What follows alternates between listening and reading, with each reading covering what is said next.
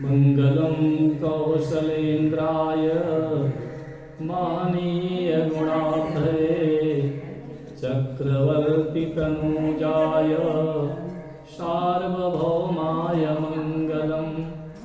मंगलम भगवान विष्णु मंगलम गरुड़ध्वजा मंगलम पुंडरीकाक्षः मंगलाय तनोहरि।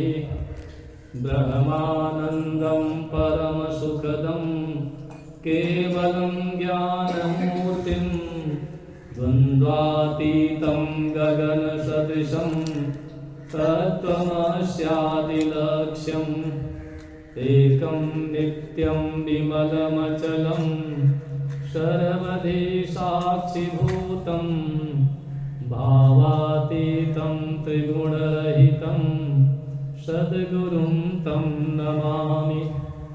अखण्डानन्दबोधाय शिष्यसन्तापहारिणे सच्चिदानन्दरूपाय तस्मै श्रीगुरवे नमः। वंशी विभूषितकरान्नवनीरदाभात् पीताम्बरादरुणबिम्बफलाधरोष्ठात् पूर्णेन्दुसुन्दरमुखादरविन्दनेत्रात् कृष्णात् परं किमपि तत्त्वमहं न जाने। जय जय श्री राधारमण जय जय नवल किशोर जय गोपी चितचोर प्रभु जय जय माखन चोर। बोले वृंदावन बिहारी लाल की जय। श्री रामेश्वर नाथ धाम की जय। श्रीमद्भागवत महापुराण की जय। दो बार भगवान के नाम का संकीर्तन करें, उसके बाद भगवान की मंगलमयी कथा के क्षेत्र में हम लोग प्रवेश करते हैं।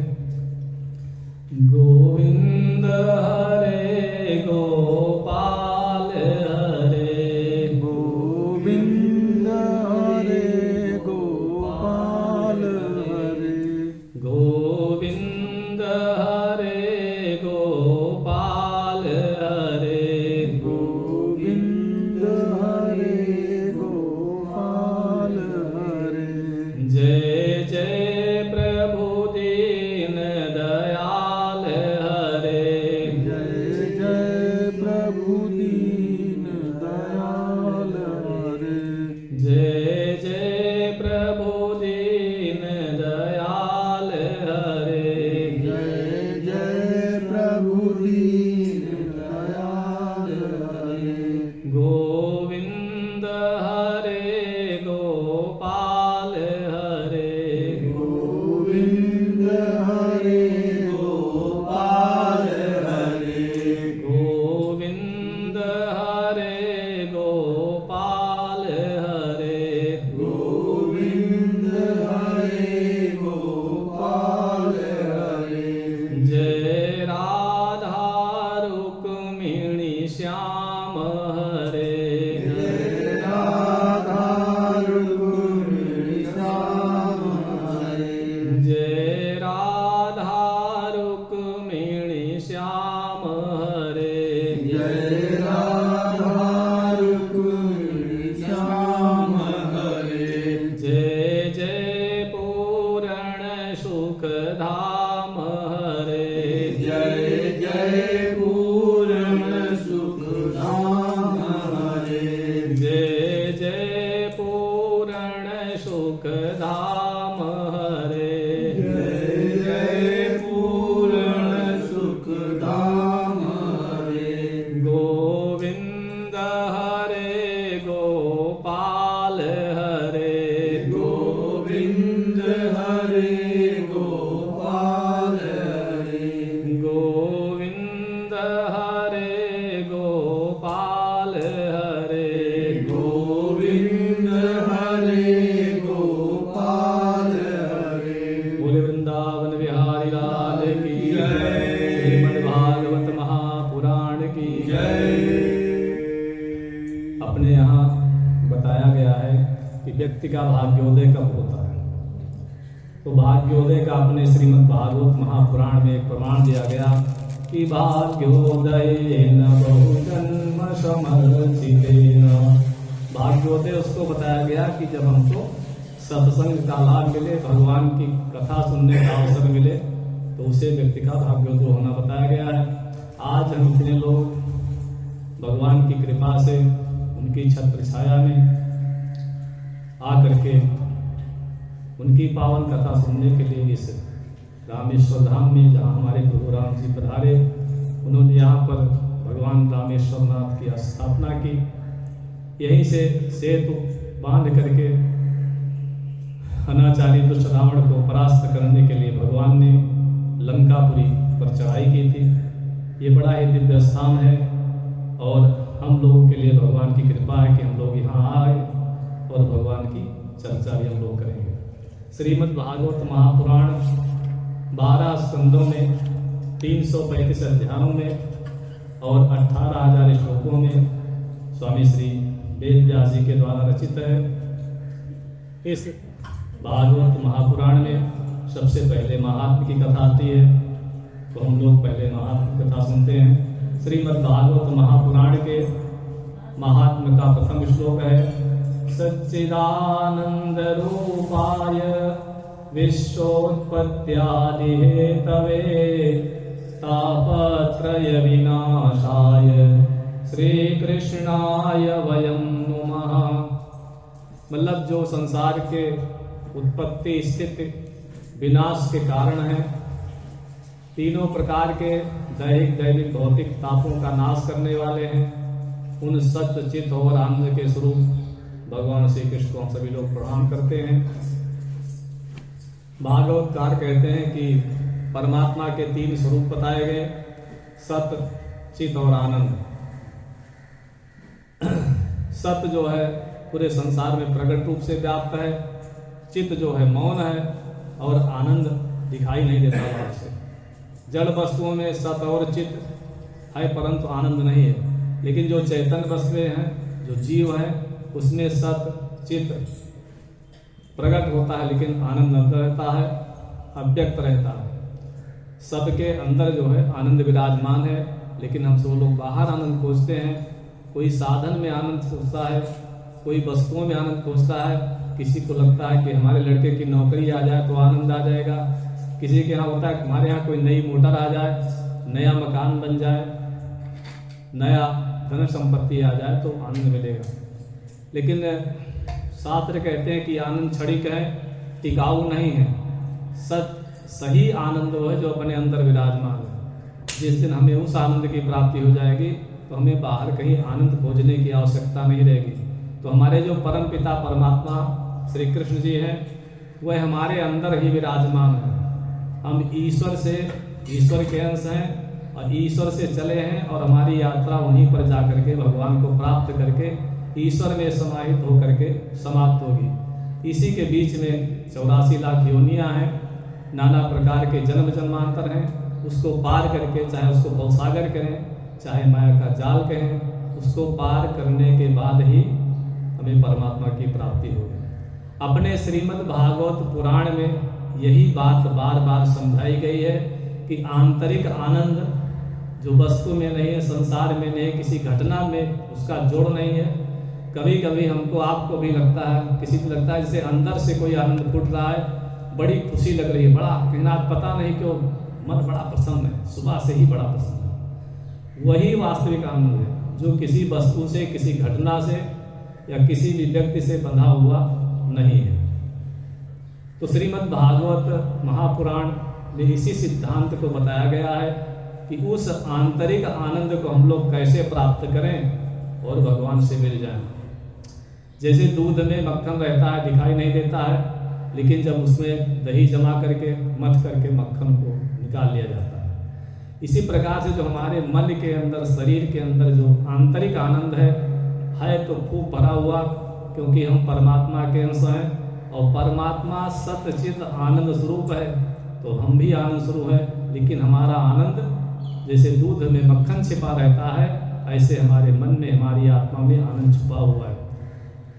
दही को मथने पर जैसे मक्खन निकल के बाहर आता है, उसी प्रकार से जब अपने मन को, अपने विचारों को मथेंगे, अच्छे विचार लाएंगे, तो भगवान का, ईश्वर का प्राकट्य हमको दिखाई देगा, अनुभव होगा और हम भीतर से आनंदित होंगे।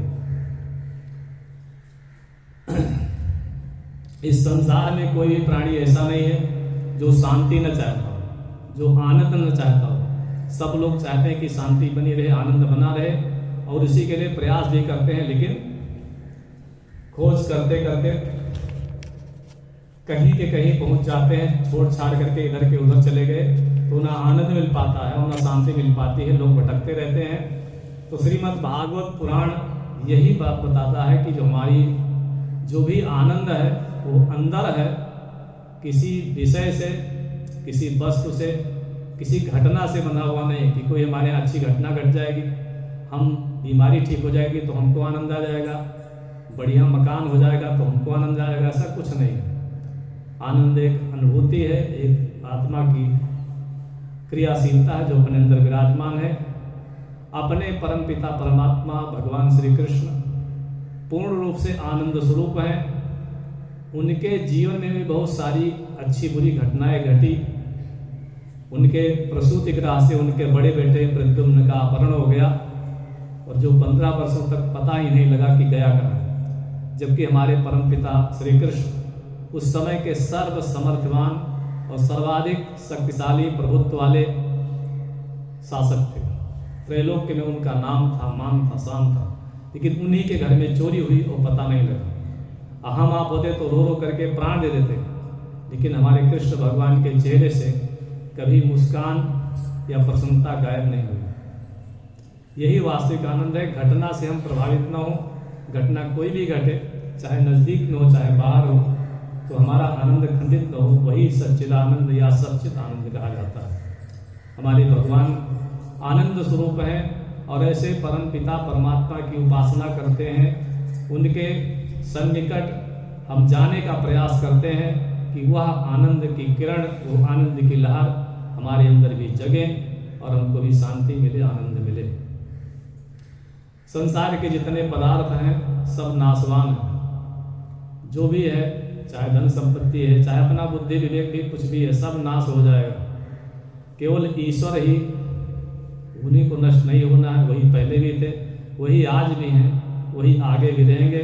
शरीर से आत्मा निकल जाती है, शरीर की सारी कीमत समाप्त हो जाती है। किसी को अच्छा नहीं लगता, कहते तो जल्दी बाहर करो, नहीं अब इसके अंदर से प्राण चले गए तो भी बेकार हो जाएगा।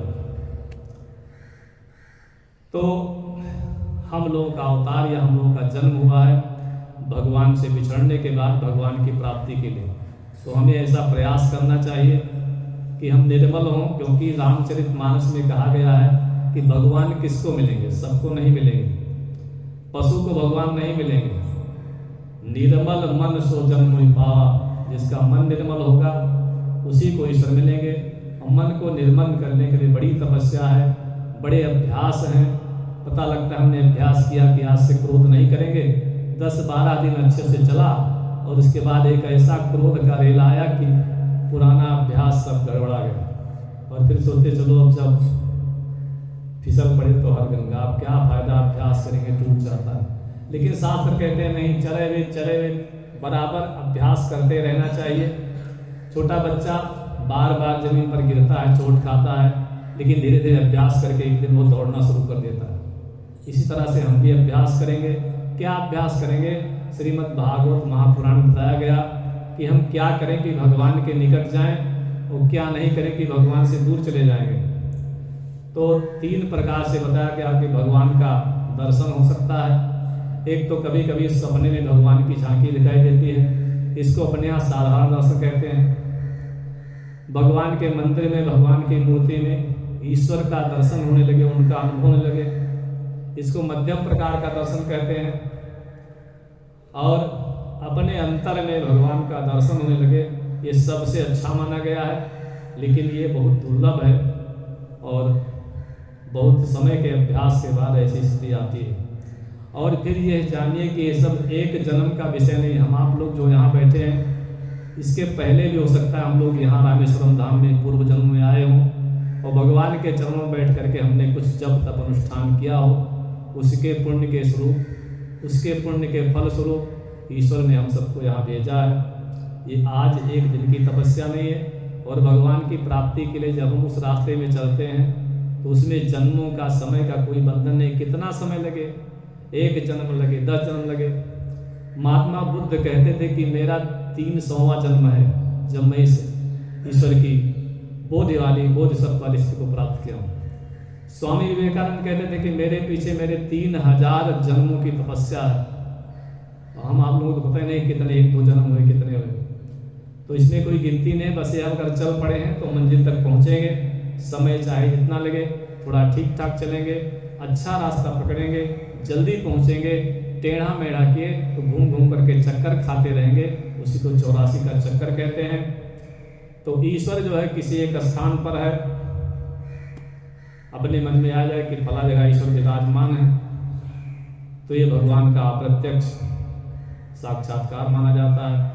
ये विश्वास आ जाए कि संसार में ईश्वर के बिना कुछ नहीं है और मैं भी ईश्वर का अंश हूँ, ऐसा हम लोग जो है कहते हैं। लेकिन यह बात जब अंदर से अपने अंदर आ जाए, अनुभव होने लगे कि मैं भी ईश्वर का अंश हूँ, हम कोई पता लगा गलत काम करने नहीं चले, तो अगर हम ईश्वर के अंश हैं तो ईश्वर ऐसा काम थोड़े करेगा। ईश्वर है तो ईश्वर की तरह काम करेगा। तो अगर हमारे अंदर विश्वास हो गया कि हम ईश्वर के अंश हैं, अंदर से विश्वास हुआ, तो गलतियाँ धीरे धीरे सुधरती चली जाएंगी।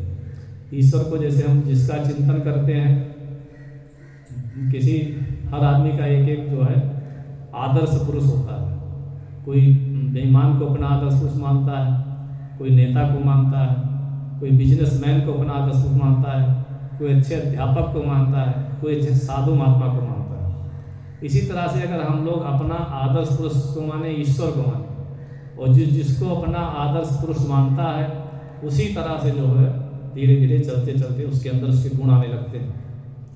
तो अगर हम भगवान को अपना आदर्श पुरुष बनाएं, भगवान की तरफ चलने का प्रयास करें, तो धीरे धीरे किसी एक दिन हमको ईश्वर की प्राप्ति अवश्य हो जाएगी। चाहे इस जन्म में हो और चाहे अगले जन्म में हो, एकदम पक्का है कि जाना उधर ही है। जैसे हम मंदिर में दर्शन करने जाते हैं, भगवान का हम दर्शन कर लेते हैं, तो मंदिर के बाहर जब आते हैं तो जैसे आंख बंद करें या खोले लगता है इधर भी रामेश्वर नाथ महादेव विराजमान है, इधर भी भोलेनाथ खड़े हैं, इधर से इनका हनुमान जी का आशीर्वाद आ रहा। तो ये स्थिति कुछ क्षण के लिए रहती है, लेकिन अगर यही स्थिति जो बन जाए कि जित देखूं तित तो ही तू भगवान का दर्शन होने लगे, तो फिर आनंद आ जाएगा। तो इस प्रकार से यह प्रक्रिया अपने यहाँ श्रीमद् भागवत में बताई गई, और 3 रास्ते बताए गए कि इस तरह से भगवान की तरफ जाएंगे तो बहुत सारे रास्ते हैं, उसमें से 3 रास्ते अपने यहाँ प्रधान माने गए हैं। एक कर्म मार्ग, एक ज्ञान मार्ग, एक भक्ति मार्ग। कर्म मार्ग क्या है? आदमी खेती करता है, किसानी करता है, बिजनेस करता है, धंधा करता है। अपने यहाँ बहुत सारे आख्यान आते हैं। एक वैश्य था, व्यापार करते करते भगवान को प्राप्त कर लिया उसने। खेती करते करते किसान को भगवान मिल गया, उसने कोई साधना नहीं की। तो कर्म मार्ग से ही भगवान मिलते हैं, लेकिन अपने कर्म का ठीक से पालन किया जाए तो। भगवान ज्ञान मार्ग से मिलते हैं, अध्ययन से, शास्त्रों का अनुशीलन करने से, और सब कुछ छोड़ करके भगवान के पीछे पड़ेंगे तो ही भगवान मिल जाते हैं। और सब कुछ छोड़ने का